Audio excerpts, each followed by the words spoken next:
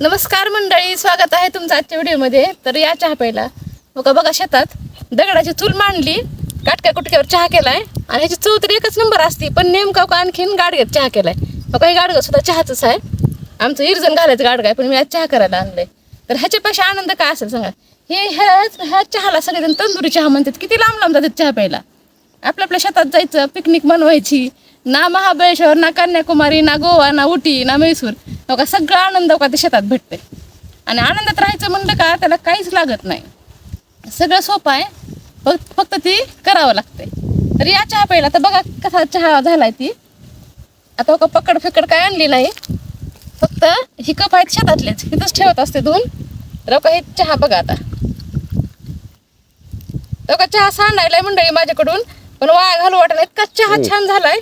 आता हे किती मस्त लागेल चहा. आता मस्त लागेल. तर बघा मग का या तुम्ही पण चहा प्यायला. तर चला पुन्हा भेटू पुढील व्हिडिओ मध्ये. तोपर्यंत श्री स्वामी समर्थ.